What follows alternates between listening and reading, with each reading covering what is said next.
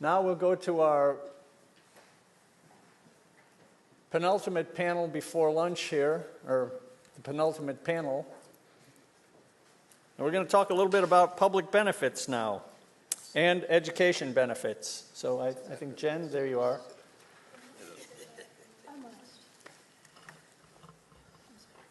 Not in my mind, you're not last. Oh, how about that? What's showing is mine, but I think I'm showing on the panels.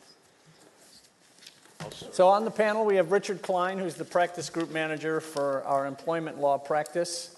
And then John Keller, who's a senior attorney in the Wilson office and an employment expert. And Madeline Moriali, who is the supervisor and instigator of our medical legal partnership and an expert in public benefits. And Jen Story, who's the supervising attorney of our education practice. She'll talk a little bit about that issue. So panel, I think we're starting with Richard. Richard has to leave early, so we'll have to go with that. Thank you. Well, good morning. John and I, as George mentioned, are the co-chairs of the employment law practice group. Prior to today, we tried to get some intelligence for you, what's happening on the ground, but we don't have a lot of information. I can tell you what the law provides. We don't really know how our clients are being treated. There are two aspects to the Disaster Unemployment Assistance Program, and I'll try to briefly summarize those. But I would encourage you, as you encounter clients that have issues with unemployment insurance benefits, to please contact John or I, and we'll try to help you out in any way we can. My materials consist of a manuscript that's part of your recorded materials and a one-page outline that you should have received when you signed up this morning, which briefly summarized what I'm going to talk about. But again, we don't have any actual clients, and it's disturbing this far into the system not to really know what's happening on the ground, and I would again encourage you to contact us. Disaster unemployment assistance provides for up to 26 weeks of federal unemployment insurance assistance for persons who are unemployed because of Hurricane Matthew. It has two aspects. The first requires an application for disaster unemployment assistance, and everyone has to apply for the program.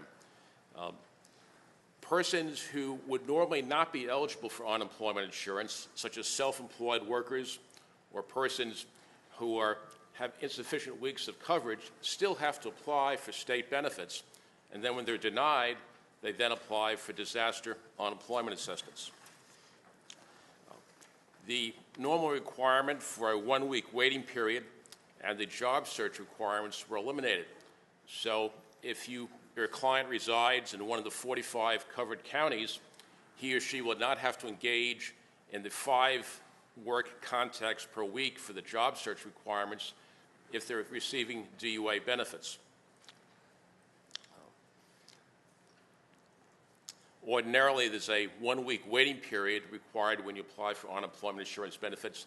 That has been canceled, as well as the job search requirement. Persons who are ineligible, though, for the regular benefits had to apply for DUA benefits within 30 days of the disaster declaration for their county. And as of December 5 today, the deadline has passed now for new applications for disaster unemployment assistance for persons who are not eligible for regular benefits.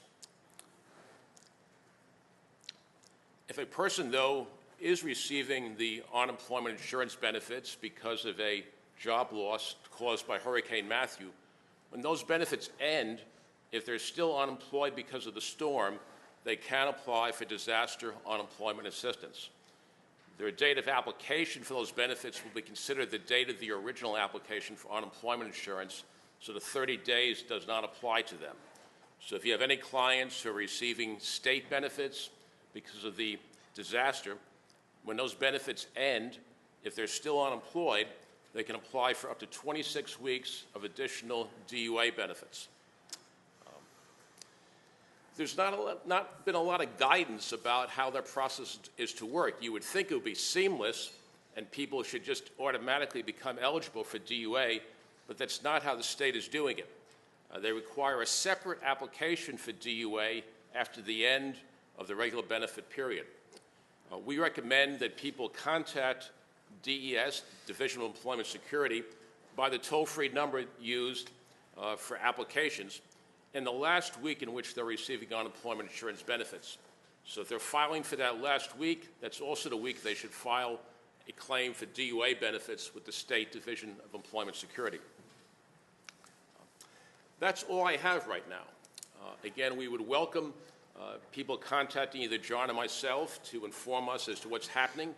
If you have a client who's been affected or adversely denied benefits, we'd welcome the opportunity to talk with you more. Thank you. Sorry. I have a question about unemployment benefits. Yes. Is there any requirement that the employer provide notice to their employees that they're eligible to apply in the affected county? Well, of course, there's a poster requirement. I mean, the real question is what's happening on the ground. The employer has to post a notice about the availability of unemployment insurance benefits as part of the poster requirement, but no direct personal contact. And that's the rub with the DUA deadline of having expired as of today for those 45 counties. The 45 counties are actually in the materials that you'll find, but essentially the entire part of eastern North Carolina, as well as counties in the Piedmont.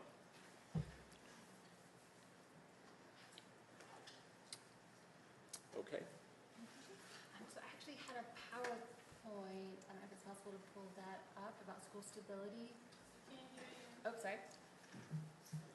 Hello? Check. Yes. Hello? Hello? Is that working? Can you hear now? Yes. Okay. So there should be a PowerPoint. I'll go ahead and get started. Maybe we can find it and pull it up. That is George Saddam Jen's story with the advocates. Ooh, there we go. And we're live. With the Advocates for Children's Services Project at Legal Aid in North Carolina, and a couple of threshold matters. So really want to stress the importance of advocating for students to maintain school stability in all contexts. For any of you working with students living in poverty, you know that school can often be the only source of stability in that child's life when there's food insecurity at home, domestic violence, any number of things going on. Just for our clients in general, really trying to advocate to make sure that school can be a stable place for that child is very important. Then adding on top of that the students that have been hit by Hurricane Matthew and displaced from their homes. In that situation, school is quite literally going to be the only source of stability in their lives, and so really trying to focus on and advocate for those students when possible. And the second piece I wanted to stress is the threshold matter. A lot of these cases won't necessarily come to you as an education case. They may come in instead as a housing case, like from the previous panel, where a family has lost housing due to flooding, had to move into a shelter, had to move in with an aunt and an uncle across the border. They may come into you as a housing case, but just taking that moment to ask, are there children in the household, and has their education been impacted by the storm in any way? And that can lead you to this part. Thank you very much. And so students do have some strong legal rights in this realm to be able to maintain placement, and the strongest of those comes from McKinney-Vento, which is a federal protection for homeless students, although the term homeless is much broader than what people typically think of when they think of homelessness.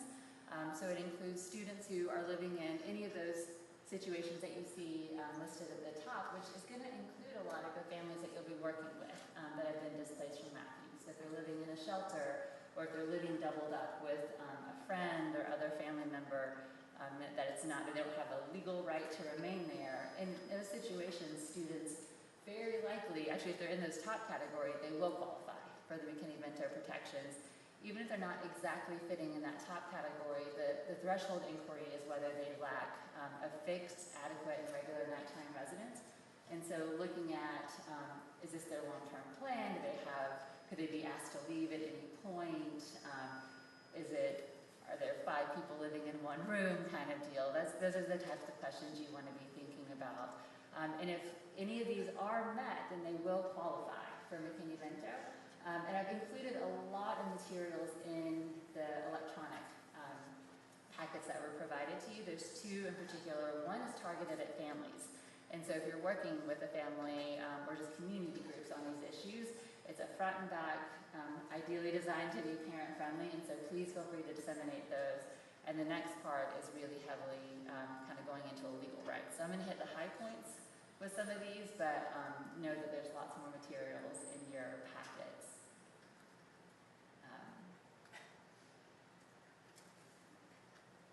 There we go.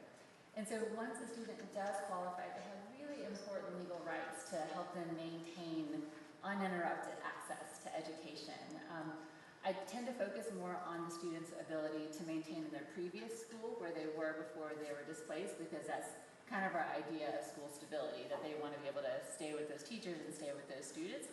I do want to flag, though, that under the law, they do have the right to enroll in their whatever school district is associated with their temporary residence. And for different reasons, that may be a better option for that student. But they have the right to either, which is really, really important, because under North Carolina law, typically you only have the right to enroll where you're domiciled. And if you're living in a temporary residence, you by definition can't be domiciled there. So this is a way to give that student the choice to enroll in either. The second protection is that schools can't require the documentation typically required for school enrollment and attendance. And the reason behind that is just the common sense notion that when your house is being flooded by a hurricane and you're fleeing the area, you're going to grab boxes of pictures rather than immunization records. And so students do ultimately have to provide those, but it's not a threshold requirement for enrollment for those students. And the most important one that I've bolded for all of you guys, because this is going to be the situation where if a student's moved out of district but wants to be able to continue going in their home district, they have to get transportation. The school can't just say, well, if you can get him here, then he can come. The school has to provide that transportation.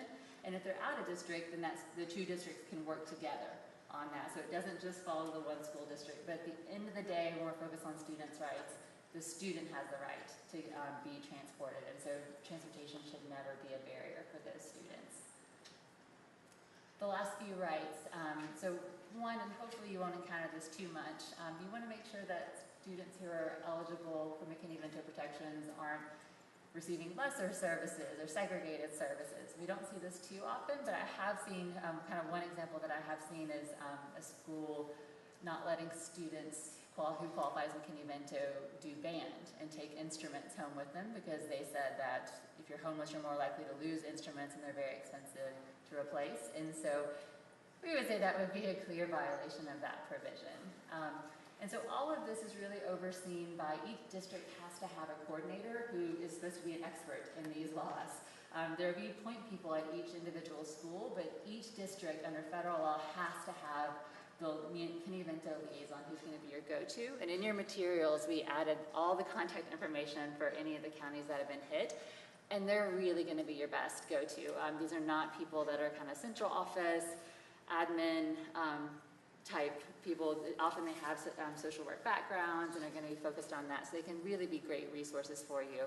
And the last part is that you do have the right to challenge. So if the student is denied enrollment or denied transportation, there are due process rights tied to that. And one quick flag, the law did change recently with the Every Student Succeeds Act. It reauthorized a bunch of other provisions, and one of those added extra protections for students in this realm, meaning that if eligibility for McKinney-Vento was disputed, the student had the right to challenge that, and while disputes were pending, receive those protections. Previously under the law, you didn't get those interim protections while it was being challenged, and that just went into effect, I believe it was October 1st, and so some of the districts, it may be slow to be implemented, so make sure you're emphasizing that. And so those are the primary ones. Again, McKinney-Vento is going to be your strongest protections. The last thing, and I didn't go into this in your materials, but did want to flag just some of the state law. If you do have the families, this doesn't apply to the students that want to return to their home-based school when they're out of district. But if you have a student that is now in a temporary housing situation in a new district and wants to go there, they could also under state law enroll there. Again, as I mentioned, typically you have to be domiciled there in order to go to a school in North Carolina. However, an exception is if you're living with a temporary caretaker or someone else because of the uninhabitability of your home due to a natural disaster, which Hurricane Matthew would obviously qualify here. And so this is just another kind of extra protection. So if the student is wanting to go to a school district where they're temporarily living, the federal protections would absolutely still apply, and I would encourage you to go to those, but this is just another heads up that you can use some state law protections as well. So that is the very quick and dirty version of school stability for students in these situations. Are there any questions? Yes. These are public schools, I guess, charter schools or other kind of schools? How does that apply? So the question is, this is for public schools. Charter schools are public schools. And so any district that receives federal funds are bound by this. And so it doesn't apply to private schools unless they receive federal funds. But charter schools absolutely are bound by this. The practice tip here would be that if you have a situation where the local principal, for whatever reason, has told the child or the parent they can't enroll, you should immediately call the superintendent of schools. That's when you'll find out whether they actually have an easy way to resolve it, or they'll refer you to the school board attorney. And generally, the school board attorneys know the law, but they may not. And you can generally get the kid in school fairly quickly. But just realize that the best point of contact, if you reach a resistance at the principal level, is the superintendent of schools, and making it clear that you're an attorney and why you're calling. Yeah, absolutely. And I will say, though, in the McKinney-Vento area, I think even those McKinney-Vento coordinators are going to be, I think, including them on all the communications as well, because they answer to the statewide level and are they have these federal protections on their shoulders as well. Right? Good.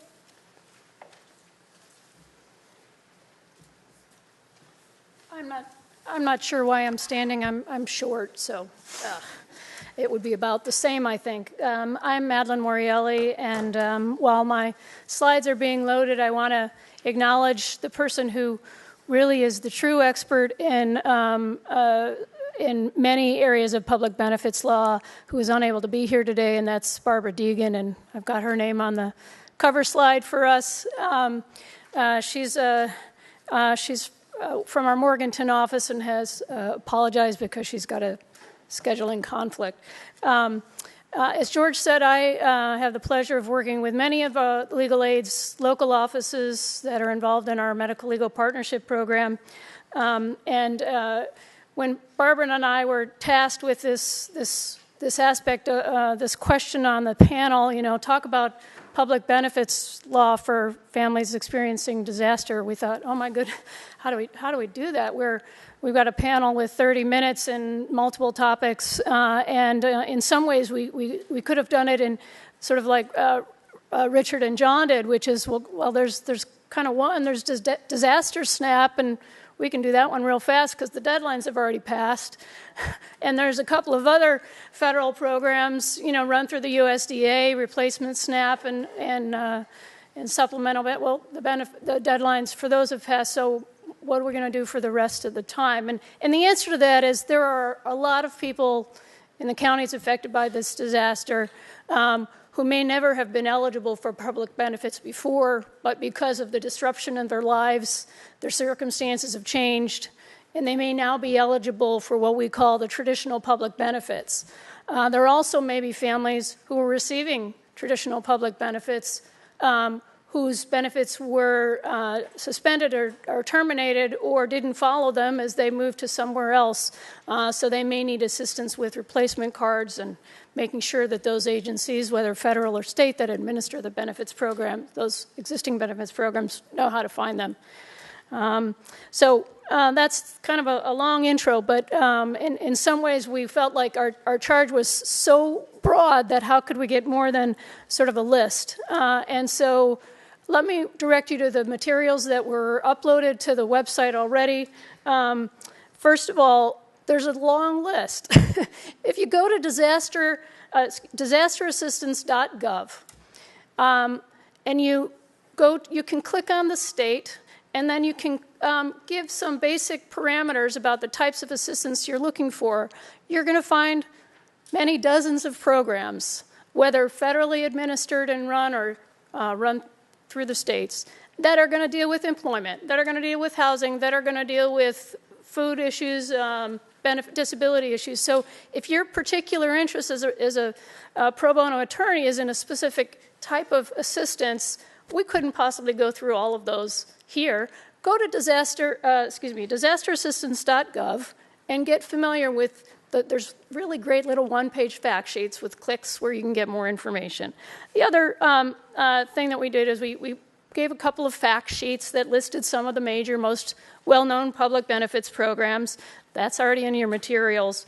I want to direct you to one other resource. If you haven't been there already, I plug this all the time, not only in disaster-related discussions, but 211.org.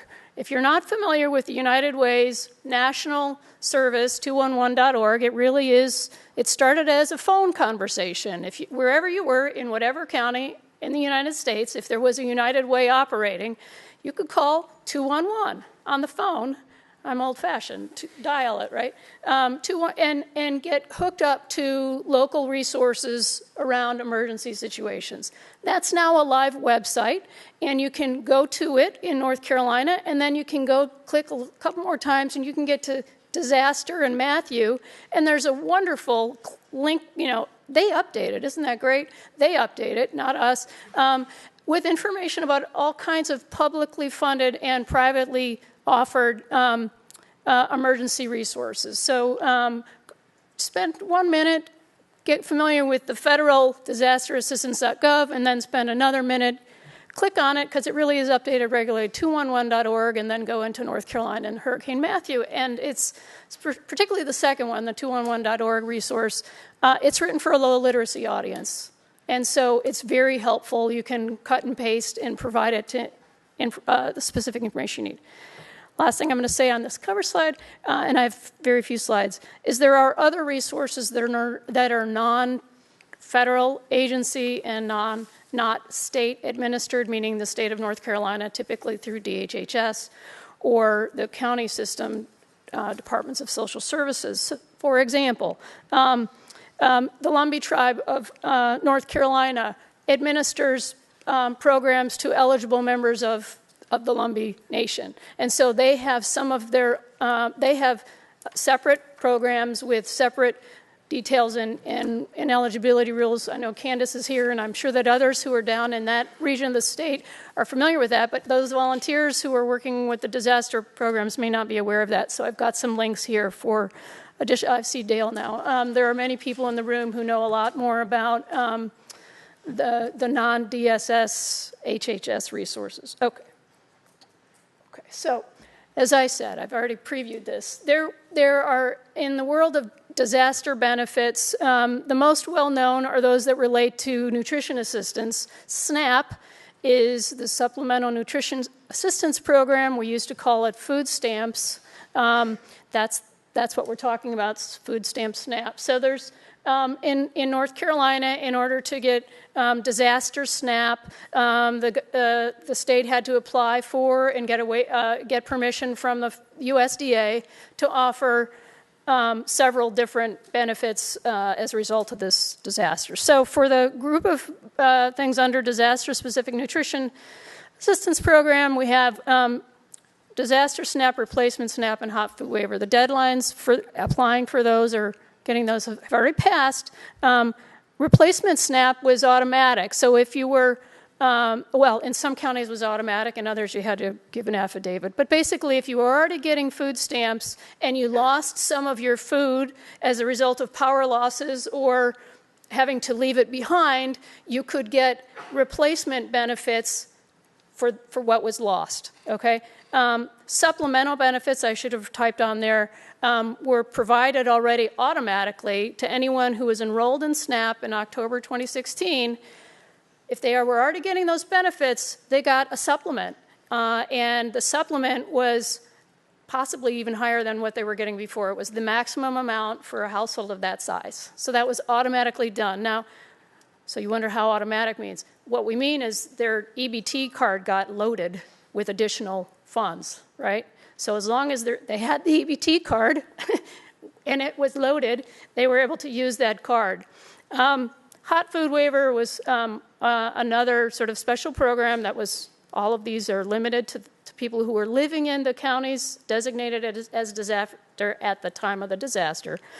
So one of the extra special programs is folks could use those EBT cards in places that typically would not have been permissible places to spend them down, like hot food at a gas station or something like that. So I could end there on the disaster, but let's focus on, for the last few minutes here, the other programs. So it would be hard for anybody, except maybe Barbara Deegan and Yvette and a few others in the room, to really believe that they were an expert on any of these things. But we as a society have decided that we care an awful lot about food insecurity, income insecurity, access to health care, and access to safe and affordable housing. So when you're in a situation where your life is in turmoil and your income is suspended or your transportation to work is disrupted, there are lots of things that can go wrong, and there are some safety net programs to help with basic needs that people just may simply never have applied for or been eligible for before. Okay, I've already done all that. Am I going forward or backwards? There you go. This is a map. I'm going to just put up a couple quick maps. This is a map of, at the county level, of food insecurity. This is the percent of the population prior to the disaster who did not have access to a reliable source of food during the past year. And if you notice anything about the shading here, if the darkest colors in the blue shades, right, are they're telling you that the percent of households in those counties, in those blue counties, was basically a fifth to a quarter of the households prior to the disaster. Those were families who already could not regularly have access to food during the year. And here's another way to look at it. This one's about the percent of students who are eligible, again, these are older data, for free and reduced lunch. So the hurricane hit in our poorest counties, and it hit families and individuals who were already hungry and struggling to feed their families. And now their lives are even more disrupted. So it's possible that some of the people out there who may not have applied for Disaster SNAP may now learn for the first time that there's some food assistance out there beyond what's available through organizations like the United Way and the food banks and other private groups that donate. It's possible that people may for the first time understand that members of their family or their entire family might be eligible for nutrition assistance, whether it's through the schools. And I hope that we can raise those questions, be willing to ask questions about things that, as Jen said, and I think even Will Brownlee said, and Roger Cook, people may be talking to you about a housing issue or something else, but if you can also raise what other needs they may have and connect them, that would be terrific. Okay.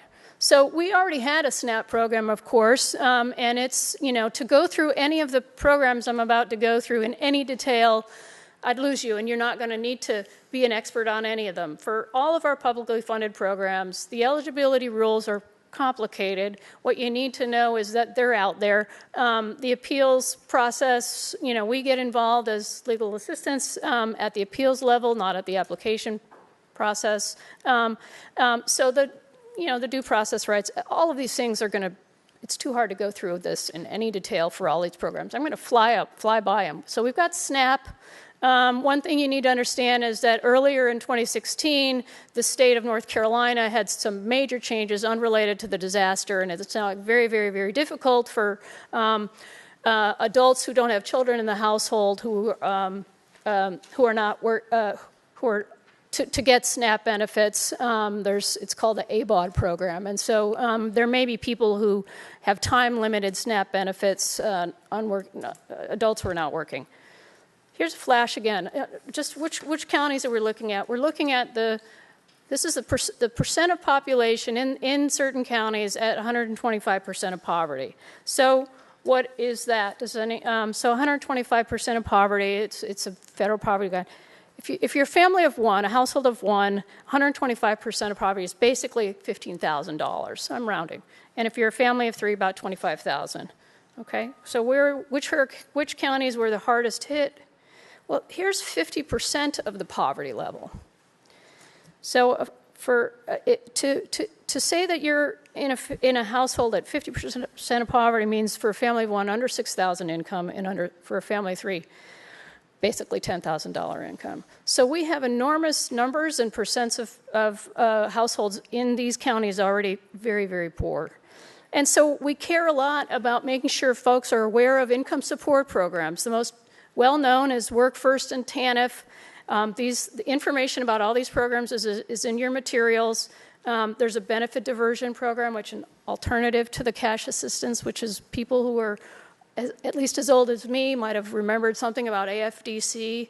Think back to 1996, we called it TANF and made lots of changes to it, okay?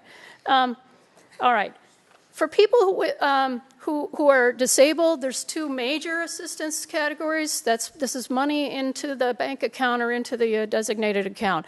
SSI is for individuals who are age blind, disabled, under age 65. It's means tested. SSDI is for people who've worked enough quarters and paid into the system and are unable to work due to a major condition. This maps about percent of the adults who could not see a doctor in the past 12 months because of cost. Again, you're going to see some trends on which counties are popping up.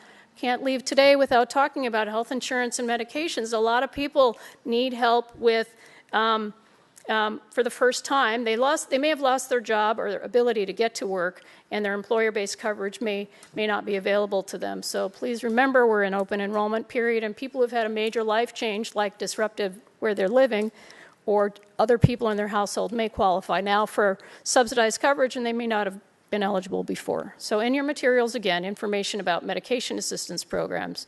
Medicaid is possibly the most complicated public benefits program in the history of the universe. To explain it is extraordinarily complex. There are at least 20 different programs within Medicaid, and I've got the chart if anybody's got really good detailed questions about who's eligible for what. But for all of these programs, there's certain folks who are going to qualify. What counts as income, who's in the household, all of that's different for all of these things.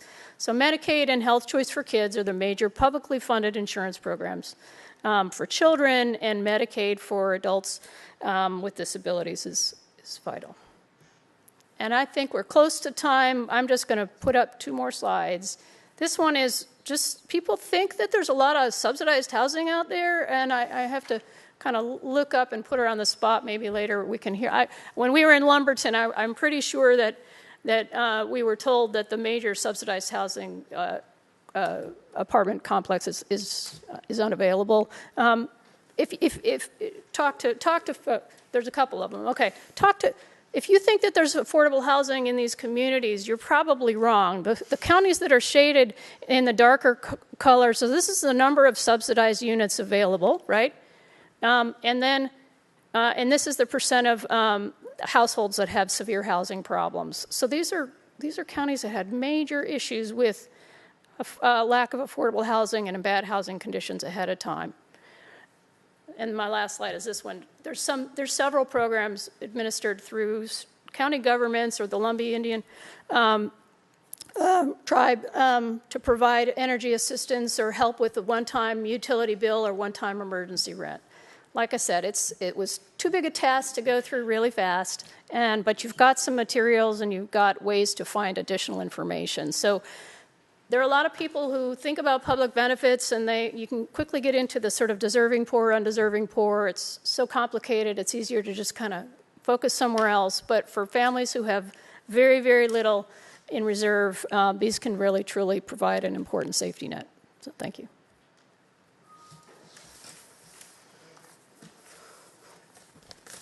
All right, well, thank you.